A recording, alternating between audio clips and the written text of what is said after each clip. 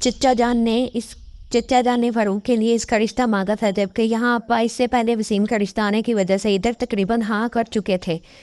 پھر چچا کے اصرار پر ارم کا رشتہ پیش کر دیا۔ یوں کسی بھی بدمزگی کے بغیر دونوں رشتے ہو گئے۔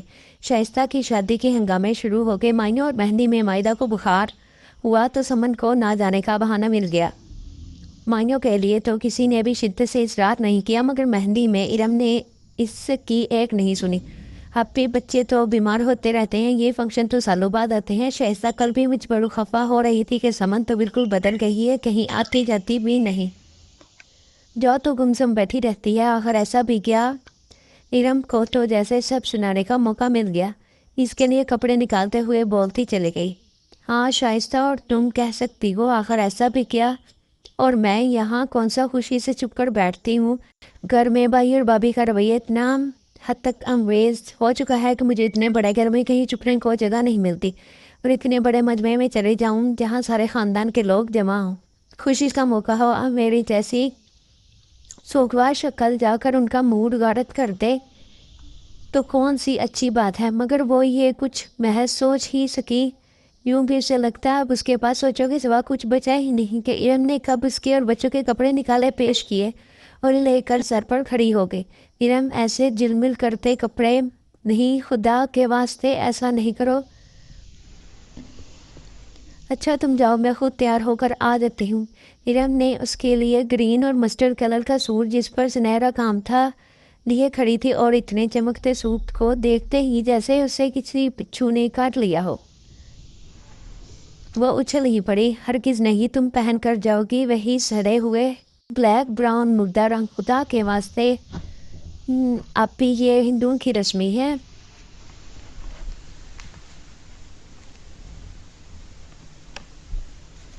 ان کی تہمات کے خدا نخواستہ بیوہ پر زندگی کی ہر خوشی اور ہر رنگ حرام ہو جاتا ہے، صرف سفید اور سیاہ۔ خدا نہ کرے ہم ایسا سوچیں، ہمارے پاس ایک فطرت سے ہم آہنگ مذہب موجود ہے، ہم ان کی پیروی کر کے خود پر زندگی کی خوشیاں کیوں حرام کریں۔ اللہ کی ناراضگی علیحدہ، اگرچہ وہ اس سے متفق تھی، مگر اس کا یہ خیال اتنا درست تھا، اسے مہندی کے فنکشن میں آتے ہی پتہ چل گیا۔ ایک تو سب سے بڑی کفت تو اسے یوں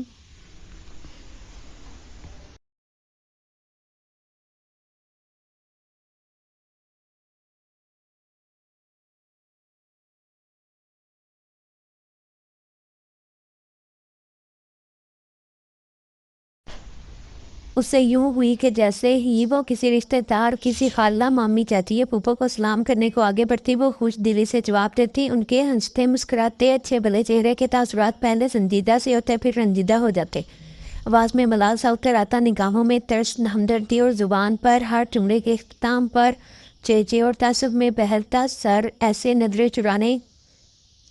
چرانے، وہاں سے بھاگ جانے اور کسی کونے میں چھپ جانے پر مجبور کرتا۔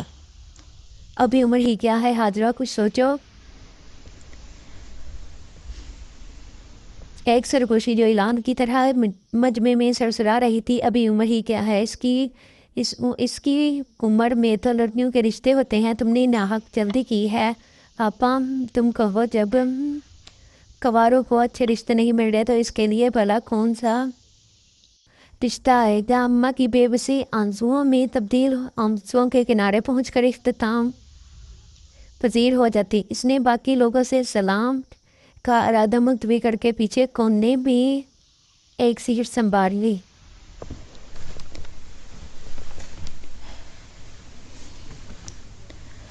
دونوں بچے ادھر ادھر بچوں کے ساتھ بھاگنے پھرنے میں مصروف تھے۔ اسے لگا جیسے اس کو کوئی دیکھ رہا ہے۔ اس نے بالکل غیر ارادی طور پر دوپٹہ کھول کر اپنے گرد پھیلایا، مگر یہ احساس لمحہ بہ لمحہ شدید ہوتا جا رہا تھا۔ شائستہ کو مہندی کے لیے اسٹیج پر لایا جا چکا تھا، لڑکے والے آگے خوب ہنگامہ ہوا، ڈول کی دمک، لوٹی ڈانس، بھنگڑا اور کانوں کو پھاڑتا ہوا، دل کو دہلاتا ہوا میوزک کا شور، اور وہ تو اتنی خاموشی اور کم روشنی کی عادی ہو چکی تھی کہ اس کا دل گھبرانے لگا۔ بچوں کو دیکھو ذرا کہاں گئے، وہ اس پرہنگام محفل سے فرار ہونے کے لیے کرسی کو پیچھے سے بجتی بجاتی پنڈال سے باہر نکل آئی۔ السلام علیکم فاروق بھائی، کیا حال ہے؟ فاروق اور اس کا چھوٹا بھائی زمان شامیانے کے اختتام پر کھڑے تھے۔ उन्हें देखते ही उसे मजबूरन सलाम करना पड़ा। वालेकुम अस्सलाम, ठीक, शुक्र है तुम भी आ गई। शाइस्ता ने तो मेरे कान खा लिए थे। मिले उससे, फारूक भाई बोले। बिनी हूँ। और फरहान, तुम सुनाओ क्या हो रहा है आजकल? उसने पेंट की जेबियों में हाथ दे दिए खड़ा था। फरमान से पूछा, कुछ नहीं, जो मिल गई है सो शरीफ बंदों की तरह नौकर बन गए हैं। वो शरारत से बोला। इसी वक्त दूर से चचा जान ने फारूक भाई को आवाज़ दी तो वह एक्सक्यूज़ मी कहते चले गए। फरहान, तुमने समद और मायदा को देखा? अभी तो इधर ही खेल रहे थे, वो कह के मुड़ने लगा। कुछ देर तो रुका। आखिर हम इतने भी बुरे नहीं। ये क्यों कहा तुमने? अल्लाह ना करे कि तुम बुरे होने लगे। वो फौरन बोली थी, बच्चे इधर नहीं अंदर देखते हैं। इसे फिर रौनक महफिल में आना पड़ा। वैसे अब भी अगर तुम थोड़ा ट्रस्ट करती तो सत्तर भाई को सारी ना सही आधी रकम ही दे देती। जैसे भी हो, रहना तो इधर ही है। इंसान मजबूरी में नागवार तरीन समझौते भी करने पर मजबूर होते हैं। रात भर की नींद पूरी करने के बाद इरम अब उठी थी। समन उसके और अपने लिए चाय लेकर आई तो उसे समझाने वाले अंदाज में बोली। समन की आंखों के किनारे नम होने लगे। मैंने बाद में सफदर भाई से कहा था आप लाख ले ले तो वो अम्मा से कह गए कि मैं भी नहीं मांग रहा, कर ले रहा था। और मैं ही उल्लू का पट्टा हूँ जो सबके लिए मरा जाता हूँ। मेरी नीयत में खोट होता तो ये रकम मैंने ही अब्बा को ला कर दी थी, इन मुकाल लोगों से जिन्होंने अपने खून की भी परवाह नहीं की। 5 लाख मुंह पर मारा और बच्चे भी। समन अपने यहाँ से जब्त न कर सके और वही 2 लाख आराम से मोहम्मद जान से ले लिए। सुसर के 2 लाख अच्छे लगे और अब यूं नाराज रूठे पुछते हैं बल्कि मुतनफ़र के बस बहुत ठंडी ही आ भर कर चाय पीने लगी। बेचारे अम्मा अब्बा का ख्याल आता है कैसे सब्र कर रही हैं। और जावेद भाई की बेहिसी देखो, बड़ी बेढंगी थे कि अगले महीने से पैसे भेजना शुरू कर दूंगा। कुछ भेजा उन्होंने तुम्हें? समन ने नफ़ी में सर हिलाया। सब मुँह टेकने की बातें हैं, अमल के वक्त हट जाते हैं। फरूक का बिजनेस भी जम नहीं रहा, गुजारा तो हो रहा है मगर हाथ नहीं खुल रहा। बनना समन को उसका ये अंदाज बड़ा अजीब सा लगा। नहीं, सब ऐसा क्यों सोच रही हैं? अगर मैं चाहूँ जैसे भी बच्चों को गवर्नमेंट स्कूल में दाखिल करवा के बैंक के प्रॉफिट से तंगी तराशी से अपना गुजारा कर सकती हूँ। महज अम्मा अब्बा की वजह से उन्होंने मेरी मामूली सी जॉब को भी इज्जत के लिए ताना समझा, वरना मैं कुछ कर लेती। प्लीज़ तुम लोग इतना बोझ ना लो, मेरा अल्लाह मालिक है। कहते कहते उसकी आवाज़ बोझल सी हो गई। मगर अब के उसने आंसू को बाहर का रास्ता नहीं देखने दिया। उसे ये सोचकर खुद से जमन आने लगी थी कि उसका ये मजलूम सा रूह सबके असाब और जेब पर बोझ है। तुम यूं ही अब महसूस ना करो, सब जिंदगी का हिस्सा है।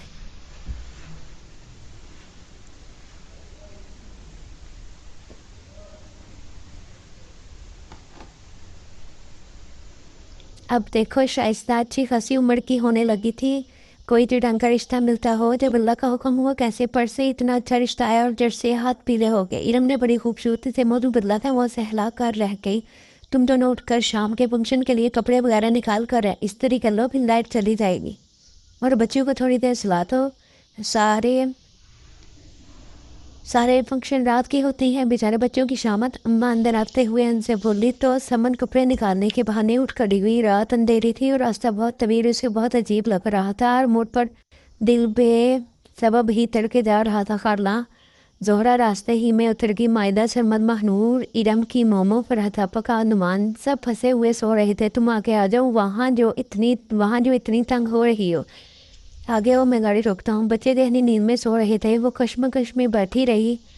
भाई उतरो ना, देर हो रही है। यूं भी वो झंझला कर बोला तो उसे मजबूरन उतर कर आगे जाकर बैठना पड़ा। और जो कुछ उसकी छठी ही इतनी देर से कह रही थी वह सच था। गलती उससे हुई थी मगर कहाँ समझ में नहीं आ रहा था। सारी गाड़ियाँ उसके बाहर निकलने से पहले फुल हो चुकी थी। बच्चे, जोहरा खाला और वो ही बची थी। वलीमे का फंक्शन ज़रूरत से ज़्यादा लंबा हो गया था, जिसकी वजह से भी थके हुए और बेजार थे। जिसको जिस गाड़ी में जगह मिली दूसरे की परवाह किए बगैर चला आया। مجبوراً خالہ زہرا کے کہنے پر وہ بھی پچھلی سیٹ پر بیٹھ گئی اور خالہ زہرا راستے میں اتر گئی۔ گاڑی کے اندر مکمل اندھیرا تھا اور رات کے 2:30 بجے صرف مین روڈز ہی روشن تھے۔ اس کے گھٹنے کے پاس سرسراہٹ سی محسوس ہوئی۔ اس نے تیزی سے اپنی ٹانگ سکیڑ لی۔ کیا بوریت ہے یار، کوئی گانا ہی لگا لوں، بولنا ورنہ تو شاید تم بھول چکی ہو۔ اس نے ہاتھ بڑھا کر سی ڈی پلیئر آن کر دیا۔ بے ہمدم سی موسیقی اسے بہت بری لگی۔ یہ کیا لگ گیا، اور اب کہ اس کی انگلیاں نے بڑی ضرورت مندانہ انداز میں اس کے گھٹنوں کو چھوا تھا۔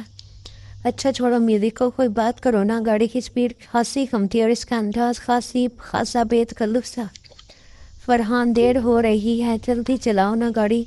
وہ خود کو گھسیٹتے گھسیٹتے بالکل کھڑکی کے ساتھ لگ چکی تھی۔ دیر ہی تو ہو گئی ہے، اب کیا فائدہ۔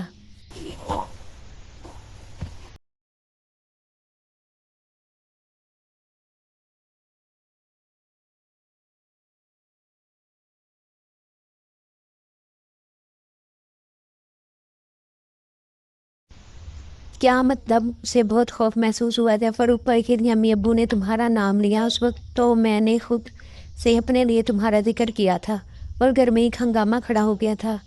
محض 2 سال کی عمر کے فرق کو یوں بڑھا کر پیش کیا جیسے تم مجھ سے 10 سال بڑی ہو۔ اور وہ رکا اور اندھیرے میں نظریں اس کے چہرے پر گاڑ کر بولا۔ اس انکشاف پر سمن کا دل جیسے پل بھر کو ساکت ساز ہوا۔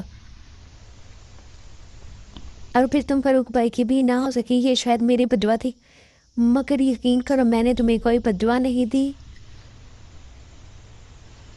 پھر بھی تقدیر کا یہ گاؤں میرے لیے تو مرہم بن گیا ہے نا۔ اس نے بڑی بے تکلفی سے سمن کو کا گود میں رکھا ہاتھ تھام لیا۔ کیا کرتے ہو، پلیز چھوڑو۔ اس کے بدن میں بجلی سی دوڑی تھی۔ اس نے زور لگا کر ہاتھ چھڑانا چاہا۔ تم ابھی بھی میرے دل کی گہرائیوں میں مجھے موجود محبت کی شدت کو نہیں جان سکی۔ اس نے سمن کا ہاتھ پکڑ کر اپنے چلتے لبوں سے لگا لیا۔ اس کے منہ سے آہ نکلی۔ ہاتھ چھوڑ کر بے اختیار وہی ہاتھ اس کے شانے کے پیچھے لے جا کر اسے اپنی طرف کھینچنا۔ دیکھو میں چھلانگ لگا دوں گی، چھوڑو مجھے۔ گاڑی اب دوڑ رہی تھی۔ اب وہ چلا کر سرسری بولی، میں تو محض منہ سے اپنی محبت کا اظہار کر رہا ہوں۔ وہ پل بھر کو رکا، کیا چاہتے ہو تم؟ اس نے خود کو سنبھال کر بولا۔ فرحان کا دوسرا ہاتھ اسٹیئرنگ سے اس کی ٹانگ پر ڈھینگا تھا۔ تمہیں چاہتا ہوں، سچے دل سے تم میری ہو جاؤ، اتنے دنوں سے پیاسے ہو۔ اگر ایسی بات ہے تو یاد ہی کر لو مجھ سے۔ مگر یہ اس نے دھڑکے سے اس کے ہاتھ پڑے کیے تھے۔ وہ مکروہ انداز میں ہنسا اور پھر اس نے اسٹیئرنگ چھوڑ دیا اور اسے پکڑنے کے لیے آگے ہوا کہ سمن کے منہ سے چیخیں نکلتی چلی گئی۔ وہ گاڑی کا دروازہ کھول کر باہر نکل گئی۔ اسی وقت پیچھے سے ایک ساتھ 2 گاڑیاں آ کے رکی۔ ایک سے چچا جان اور ماموں جان کے ساتھ فاروق بھائی اور حبیب انکل نکل گئے تھے، اور دوسرے سے افشا بابی کی امی ارم، اور ان کے ساتھ اور کون تھا اسے نظر نہیں آیا۔ شور تھا، آوازیں، کیا ہوا؟ کیا ہو گیا؟ ایکسیڈنٹ ہو گیا؟ آپ اس بی بی سے پوچھئے، مجھے تو لفٹ دینا مہنگا پڑ گیا۔ خالہ زہرا کے ڈرتے ہی آگے آ کر بیٹھ گئی اور بے شرمی سے مجھ سے کہنے لگی، مجھ سے شادی کر لو۔ میں نے انکار کیا تو ایک دم سے چلانے لگی۔